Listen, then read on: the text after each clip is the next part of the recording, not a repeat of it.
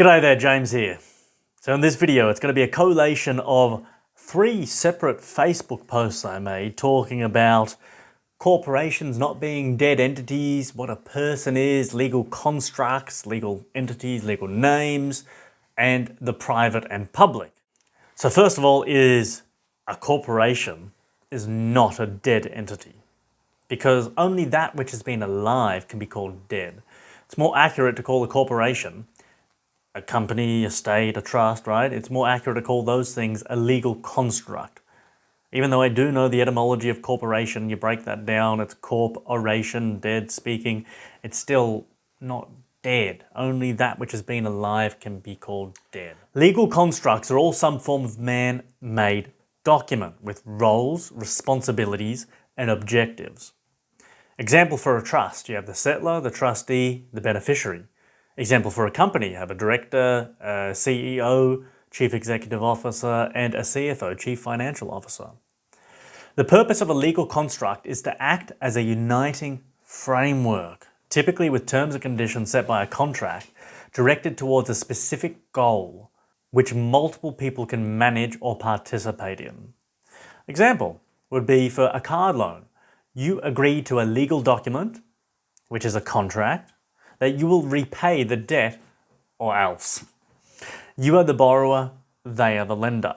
So you can see there's the roles of the borrower, the lender, the responsibilities, lending out the money, repaying the debt, and there is the objective, which is to buy you a car and they're going to make a profit from the interest you're going to pay on that debt you owe them. And obviously there's more to it than that, the terms and conditions, all the what else if you don't repay. Example for the legal name. At this point, it's appearing to me that it acts as a security with which branches of the government can borrow against with central banks, which means it can be considered as collateral for when the government don't repay their debts, or it can even be considered as an asset instead of a liability for them. Also, for the purposes of subtly tricking people into submitting to subjective public policy by, and this is in brackets, by living as if they are actually the legal name and not its representative agent. The term public, when used by government, it really means a private corporation, which is for profit and control. For profit's fine, but they don't say that, which is the problem, and control is obviously not fine, and they masquerade as a common interest group. Legal constructs are not necessarily evil, but of course they can be used for evil just as they can be for good. So that's something to think about with corporations and entities' legal constructs. Just another way to think about it and to give you different perspectives and join up all these different words. So many words that have so much meaning. Okay, the second post is about a person, and these all interconnect, these 3 separate posts, and they're very short posts too. I'm deliberately trying to keep them short because it's on Facebook and people don't want to read forever, but people are more likely to watch a long video, so hello, here we are. A person can be a legal entity or a living man. Oh man, I've been struggling with this one for ages, and someone actually commented on the last post and they said, okay, now break down what a person is. And I said, I'm going to have to study for a while to figure this one out. Then, a couple hours later, I was just thinking and I was like, okay, it's so simple. I get it now. Because so many words have multiple meanings. Person does not mean just a legal entity, as a lot of people in the freedom and law sovereignty movement believe, whereas most of the masses think it's just a living being and not a corporation. But it's both. It can mean both. That's the beauty of the word. The legal name, the all capital letters entity, which supposedly acts as a form of legal trust, that's a person, right? So John Doe or James, whatever my surname used to be, the legal trust name, all capitals letters, that's a person. You as a man or a woman can act as the person, as the legal name, as you technically can because it's a legal construct and or a living human. So you can be that legal construct if you choose to, which most people do, but it's through ignorance and through deceit. They have been deceived. But you must choose from your capacity as a man to be a person. A legal person can't choose to be a man. It's like JB Hi-Fi, Big W, Microsoft, a legal person, they can't decide to be a man, but a man could decide to be a specific legal entity like your all capital birth certificate name, you see? But you must, here we go, although this is unwise as it subjects you to subjective policy, government law, which is biased to favour the settlers and trustees, the rulers. It is better to create separation from the legal entity by recognising you are not the legal name, but its beneficiary and representative agent. Just as if Microsoft was sued and Bill Gates went to represent his company in court, he is not Microsoft the corporation, but the appropriate agent with the authority to speak on behalf of the company. You see? So it's like if you go to court and they call the legal entity, yeah, well, I'm the representative agent. Okay, you go up there. You know, lots of people call it different words, right? They might say, I'm the administrator, I'm the beneficiary, I'm the executor, I'm the representative agent. I think at this point, because it's a journey, I'm still learning as I go along, right? But agent, it covers a lot of broad terms. It's more generalized than specific, because perhaps if you said executor, well, an executor is someone who handles someone's deceased estate and a will and testament. Is that really what this is? I don't think it is. I think it's more a trust where the government sets up in your personal interests, right, and theirs, because they are running a private company, which they call the public, to manage the country. And to do that, they need to borrow money from another private organization called the central banks. And the central banks aren't going to lend them that money unless they've got some kind of security, collateral, right? Which is these bonds or these security certificates, these birth certificates, these trusts, right? The government is the settler, or a specific branch of the government. I think it's births, deaths, and marriages, right? That'd be the settler who create and first initiate the trust, and then the trustees would be maybe the police, the magistrate. There'll be specific people who manage that trust on your behalf, right? And then you're meant to be the beneficiary. You gain the benefits of having that legal trust by being able to have the birth certificate as a form of identification, right? Being able to get a passport, being able to get a credit card, a bank account, mobile phone number, home loans, etc. So that's how you're benefiting. And they've done that for you, right? So they're managing everything for you. And because you're agreeing to be and act as that name as well, therefore we create all this legislation for you and tell you what to do because you don't know what to do. And we've spent all this time and energy, we've got our courts, our police, our prisons, we've got all this system set up. And you're behaving in a way by accepting the legal name as you, right? You are being that person instead of the man or woman you actually are. So, right, so it all starts to fit in. It all starts to slowly make sense because it's massively complex and you have to give it to them. It's genius at the same time. Like, wow, it's artistic, it's beautiful, and it's horrible, repulsive, and disgusting at the same time that someone could do this. But there's appropriate ways to use these legal documents and legal constructs as well, but obviously they haven't been used correctly because there hasn't been full disclosure. There hasn't been, you don't clearly remember signing any contract or being told exactly how to exit, right? That's a fair, honest, honourable, objective contract, which you were a bloody baby and your parents signed on behalf of you, right? So you didn't have anything to do with this. And they don't tell you how to exit. Like, it's like if you joined up a gym. Actually, I think I might go into this a little bit later in the third post, so we'll continue on with where I'm at. I'll keep reading. So that is what your relationship to John Doe, the all capital letters, is similar to with Bill Gates and Microsoft. You benefit by using the legal name in commerce. As I said, registering a mobile number, bank account, passport. It's a silly and unnecessary requirement of our current world, but without a legal name in today's age, life becomes infeasibly difficult. Imagine not being able to have your credit cards and your bank accounts and mobile numbers because those companies wouldn't do business with you because you didn't have the right legal instrument to engage in commerce with them. Oh, so difficult, right? Because everyone else around you is living like that. Back in the day when we didn't have all this, okay, because that's what society was. No one had any of that. But if everyone else but you is able to engage in commerce and live in the technological age, it becomes infeasibly difficult. So that's not an excuse. They say to us, "Oh, you don't have to use this name. You don't have to have a bank account, mobile number." It's like you're making an invalid argument there because you're not taking into account the age, the society, the technological requirements that we have of modern society. We have the right to live in accordance with the technology we have available.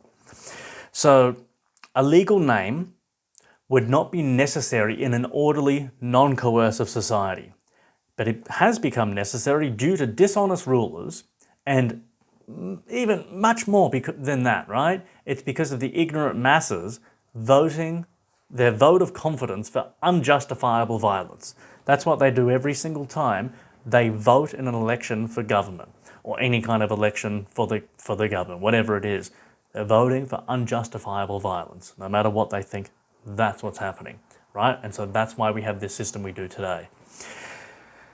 Thus, we must use the legal name, the legal person, under duress to exist in any kind of reasonable way. That's what we do. When it comes to dealing with courts and police, it is best to act as the corporeal you. Corporeal meaning in the body, physically available, like actually here, right? Ideally, in a different but real name, which is not the same name as the trust you are an agent or beneficiary of. This is what I do as James the Traveller. This is my chosen name. I chose this name as opposed to my given name from my parents and the state.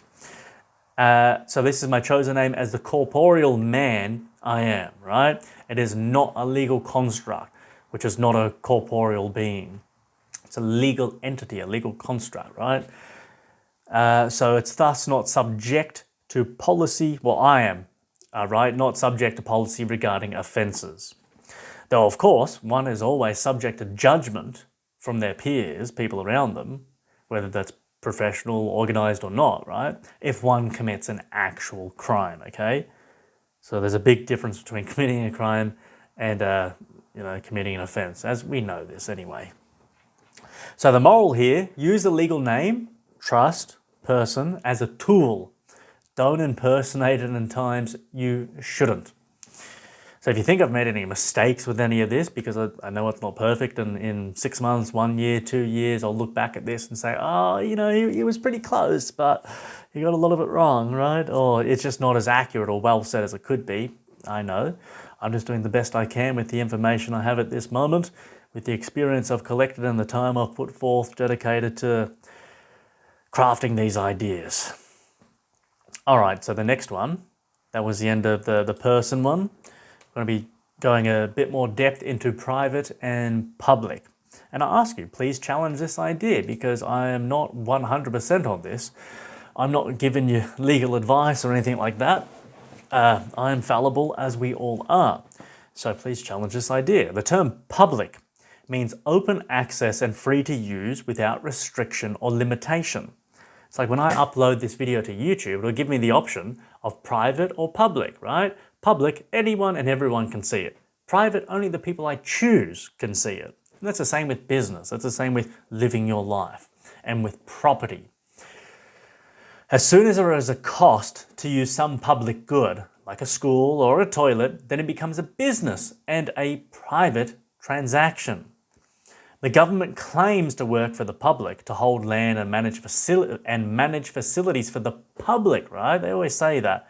But what would that mean if it was actually true?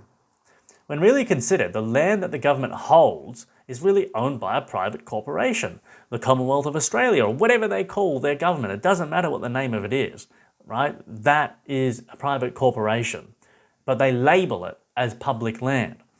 And so the public is considered the collective individuals in an area. It means open to all. As soon as there is a cost involved, a thing is no longer private.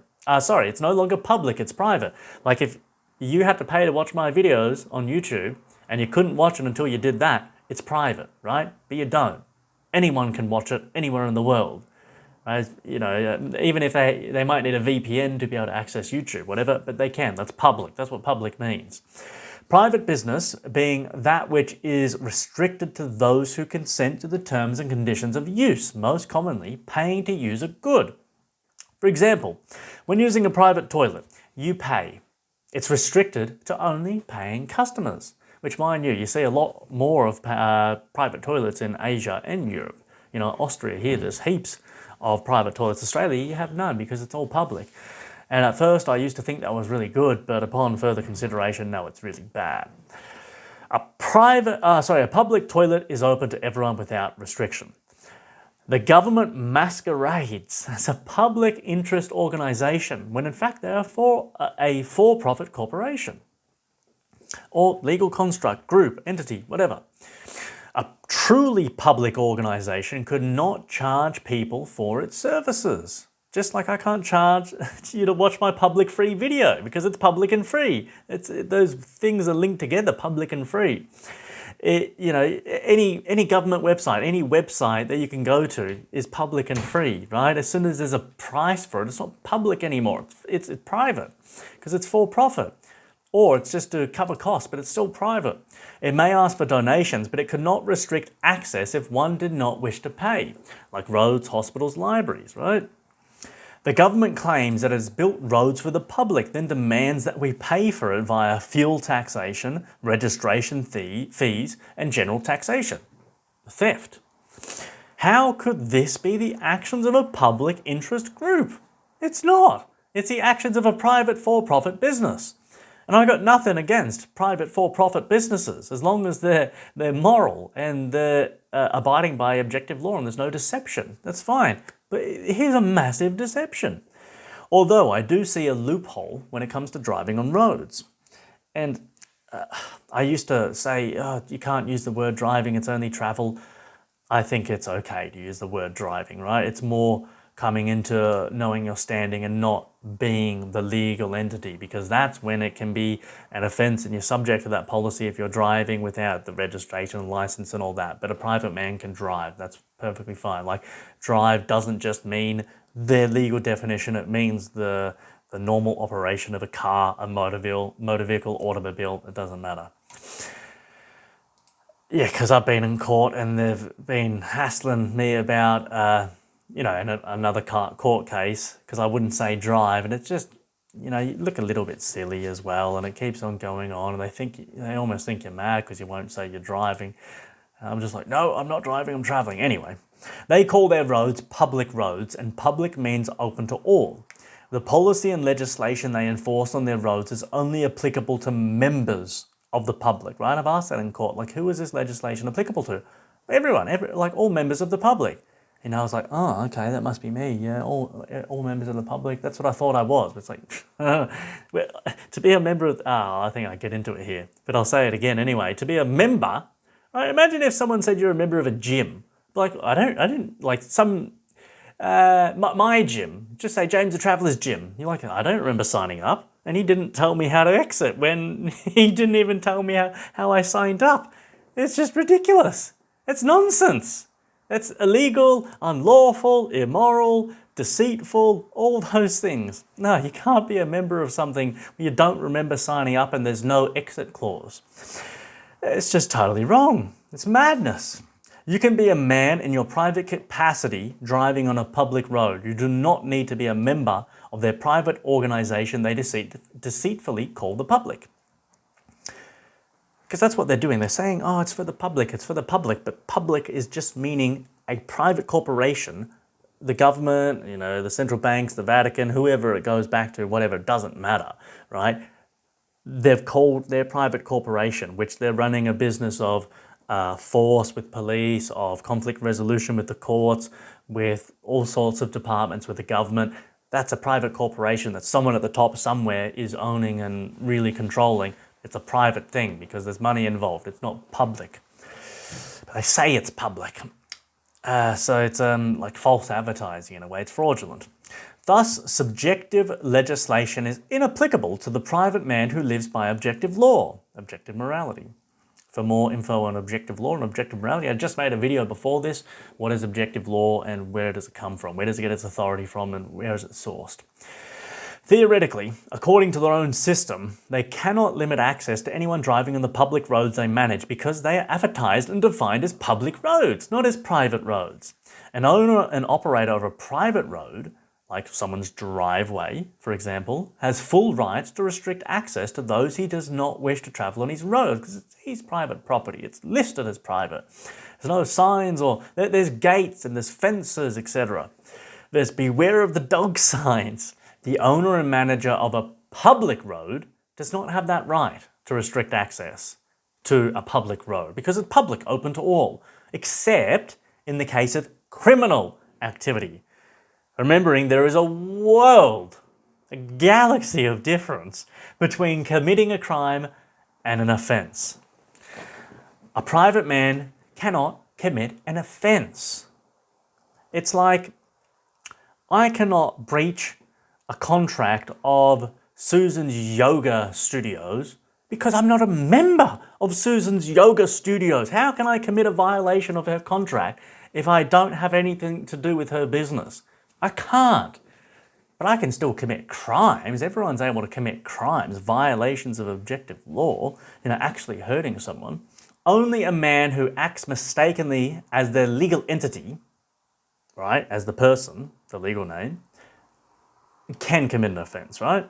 A private man can only commit crimes, not offences, unless willfully bound by contract. That's different. When you agree by willfully, with proper full disclosure, consent, not under duress, etc., bound by a proper contract. One must believe they are their legal name and consent to being a member of the private organisation called the public to be able to commit a policy violation and be held accountable, right? Example, I used this, but just before I'll say it again. Only a member of Jet's gym who goes to the gym can commit a policy violation. A non-member of that gym who doesn't cannot commit a policy violation. It's madness. When one separates their actual self from the legal estate, they can act as the living man and use the legal tool when necessary to operate in the modern world. A private man who drives on a public road safely, responsibly and respectfully cannot be held accountable for going 20 kilometers over the speed limit, provided he did not commit any actual crimes, right? Or even because maybe he didn't hurt someone. Let's say he was going through a school zone and it was 3:30 and kids were going everywhere and he went 20 kilometers over and he didn't hit anyone. But still, it's a violation because that's dangerous. There's kids everywhere. Like he could have hurt someone. That can be considered a crime as well. So big no-no. You have to be clever about this stuff. You have to be an adult, a grown man or woman, right? So responsibly, safely, respectfully. You drive to your limits, what you're capable of and what your car is capable of and the conditions, the weather, the road, the lighting, the traffic. You're just being sensible. And you're looking at all their stuff with all their licensing and registration and their driver tests and you're saying, that's for amateurs. I am a professional. I hold myself to higher standards. Why? Because I care about my life. I have pride. That's why you do this stuff. That's why you become a professional. That's what this is all about. This is not for just getting out of fines and not having to pay license fees. Sure, it's about that as well, but it's about growing the fuck up. That's what this is about. That's why I make these videos. To be professional. Do professionals swear? Well, have you ever seen Tony Robbins? He's a professional and some of the things he says to his clients is quite funny. The movie I Am Not Your Guru. It's a good watch. Provided he did not commit any crimes, cause harm or loss or come close to it, right? Then he has no fiduciary responsibility to charge any alleged owed debts, like fines. The government has dishonorably deceived people into becoming a member of the public and being liable to its enforceable policies. It's not right to do that. It's not right. Any legitimate membership explicitly demands that you know how you joined and how you can leave. Imagine being a member of a gym you didn't join and which didn't allow you to leave. It would be utter madness. Being forced to pay for a service you did not request and do not use. More than that, imagine having the gym staff physically impose their policies upon you when you didn't sign any contract with them and disagree with their subjective enforcements. That's what's happened with the government. Shame. Shame on you people. Contrary to what they spout, another cannot vote for you to be ruled. It's impossible. You can't do it. It's subjective nonsense. It is irrelevant if everyone in the country except you voted for the government to rule. You didn't. So, anyway, that's the end of the post. And I've said, wrapping up here, these are some of my thoughts on the topic of private and public. What do you think? I'd be interested to hear. So, that's just a little bit diving into the realm of private and public. There's a hell of a lot more. I'm still learning plenty about that, but I do have some playlists talking about private law, private societies, just privatizing absolutely everything. There's a few good names, Professor Hans Hermann Hoppe, and there's another dude who's really good. I can't remember his name, but you can find the playlist on my channel, talking about how we should privatize everything because it's much, much better. Because then we can build a society which isn't built upon fear and theft. Because that's the only way societies of today can be built. Fear, theft, violence. Right? If you privatize everything, that all goes away. So, hope you enjoyed this video, and I'll see you in the next one. Bye-bye.